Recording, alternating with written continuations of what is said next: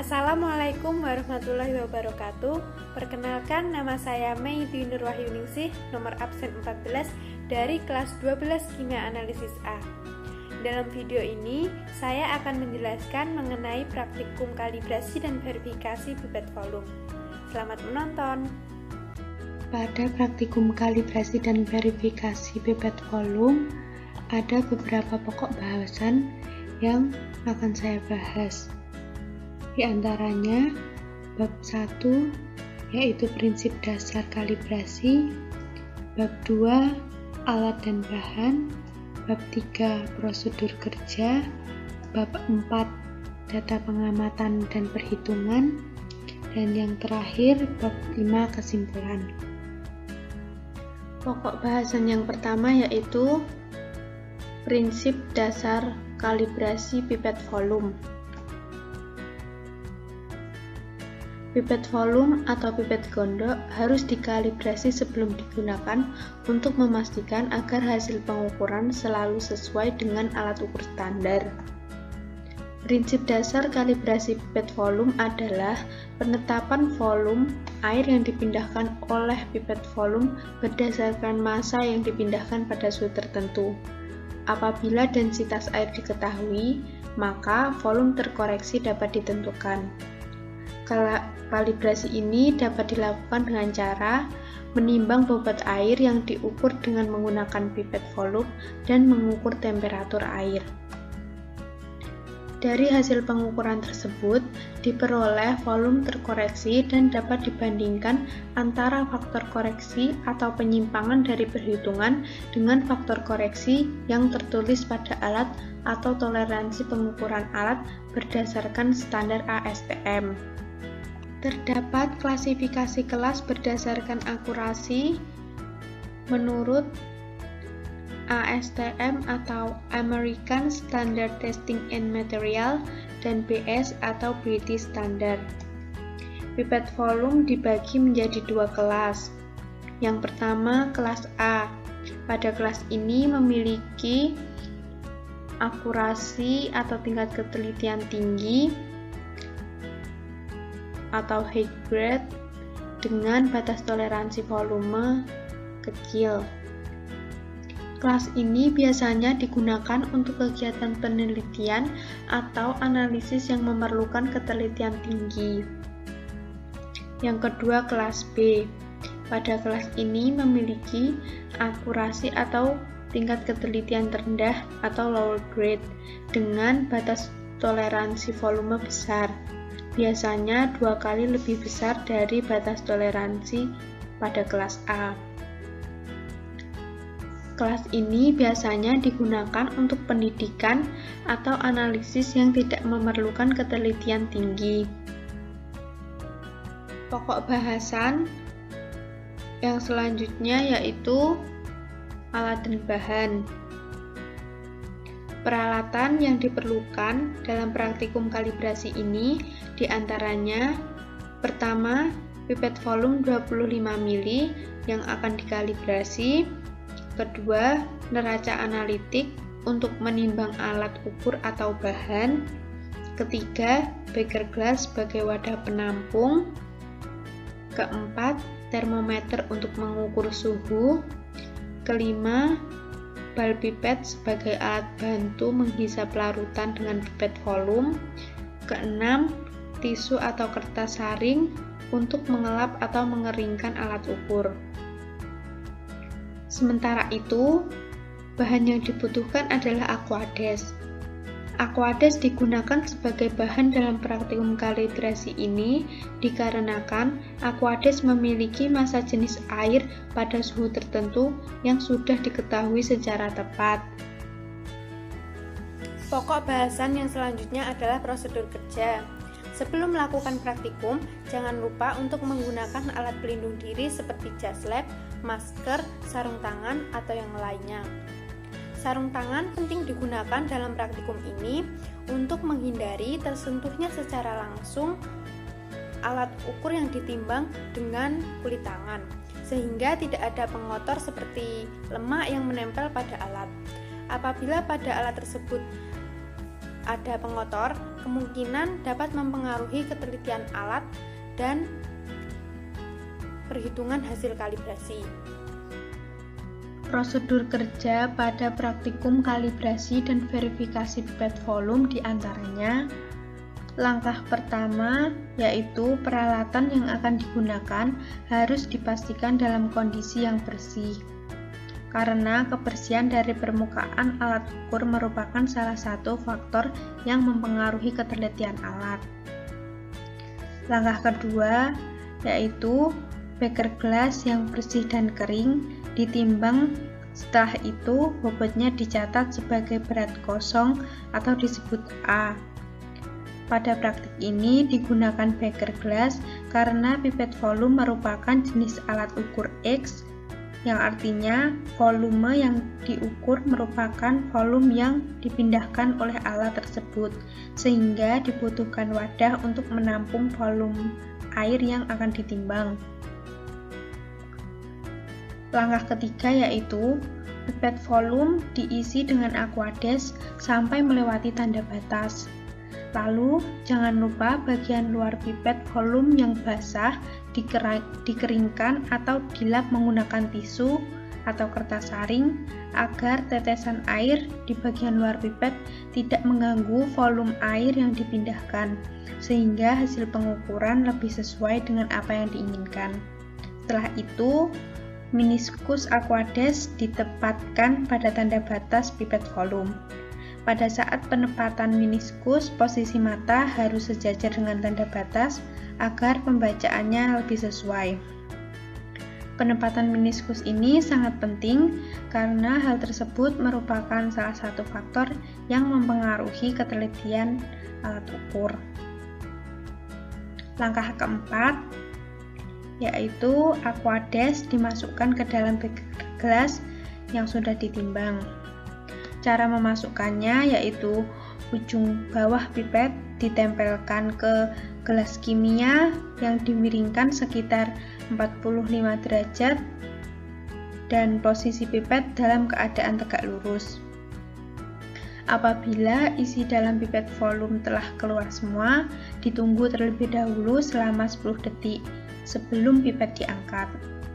Hal tersebut dilakukan untuk memastikan bahwa seluruh aquades yang ada pada pipet benar-benar keluar semua. Namun, aquades yang di ujung pipet tidak boleh dikeluarkan dengan cara ditiup. Langkah kelima yaitu beker gelas yang berisi aquades tersebut ditimbang dan beratnya dicatat sebagai berat beker gelas plus aquades atau disebut B. Langkah keenam yaitu prosedur nomor 3 sampai dengan 6 diulangi sebanyak 3 kali pengulangan. Pengulangan ini dilakukan agar hasil yang diperoleh lebih akurat. Langkah ketujuh yaitu suhu aquades diukur menggunakan termometer. Kemudian dari hasil pengukuran suhu ditentukan densitas airnya berdasarkan tabel massa jenis air. Langkah ke-8 yaitu volume pipet yang terukur dihitung dan ditentukan besarnya penyimpangan atau faktor koreksinya. Pokok bahasan yang selanjutnya adalah data dan hitungan. Setelah dilakukan praktikum, diperoleh data pengamatan sebagai berikut. Pada berat beker gelas kosong atau A, dengan 3 kali pengulangan berturut-turut, yaitu pertama 54,6537 gram, kedua 54,9108 gram, ketiga 55,1025 gram. Kemudian pada berat beker gelas plus aquades atau B diperoleh data pertama 79,5820 gram, kedua 79,8392 gram, ketiga 80,0309 gram. Setelah itu dicari berat aquades dengan cara B dikurangi A, dan diperoleh data pertama 24,9283 gram, kedua 24,9284 gram, ketiga 24,9284 gram. Setelah itu dirata-rata sehingga hasilnya menjadi 24,9284 gram. Selanjutnya diperoleh suhu pengukuran Aquades sebesar 29 derajat Celcius. Kemudian dengan suhu rata-rata tersebut diperoleh densitas Aquades 0,995940 gram per mili.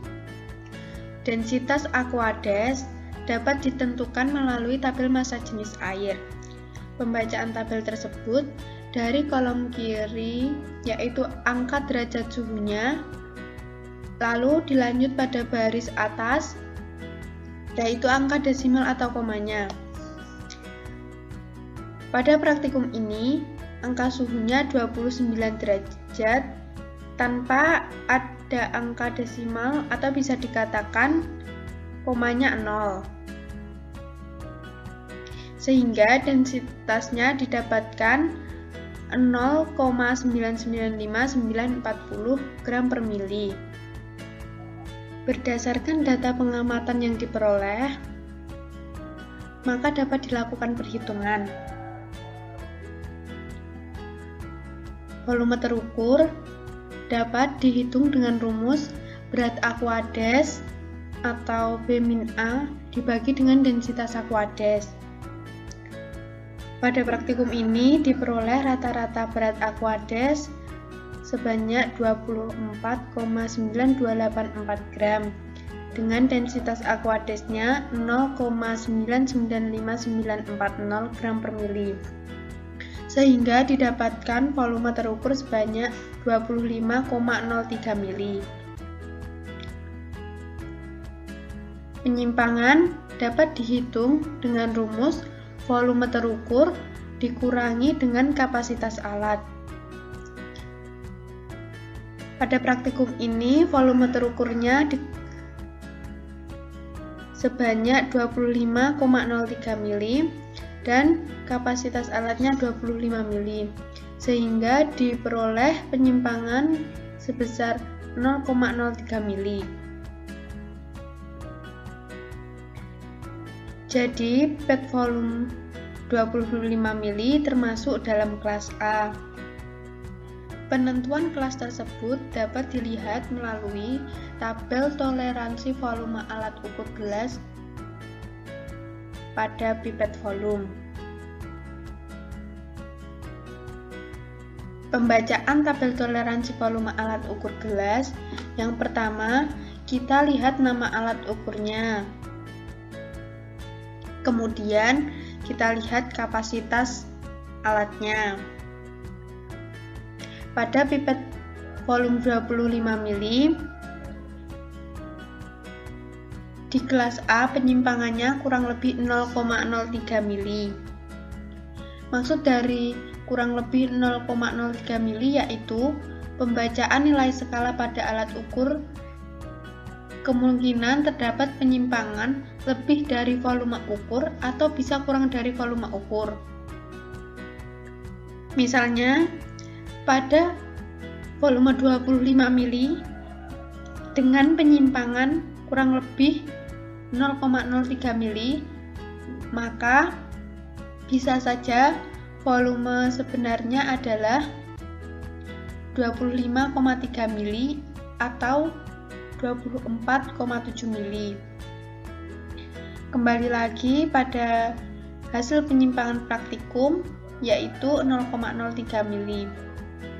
Maka hasil perhitungan penyimpangan tersebut masih ada pada range kelas A. Oleh karena itu, pipet volume 25 mili yang diverifikasi termasuk dalam kelas A. Pokok bahasan selanjutnya adalah kesimpulan. Berdasarkan praktikum yang telah dilakukan, serta didapat data pengamatan dan perhitungan, diperoleh hasil penyimpangan pada pipet volume 25 mili yang dikalibrasi sebesar 0,03 mili. Menurut tabel toleransi volume alat ukur gelas, dapat disimpulkan bahwa pipet volume tersebut termasuk dalam kelas A karena hasil penyimpangan masih berada dalam range kurang lebih 0,03 mili. Selain itu, dapat dikatakan bahwa pipet volume tersebut layak digunakan.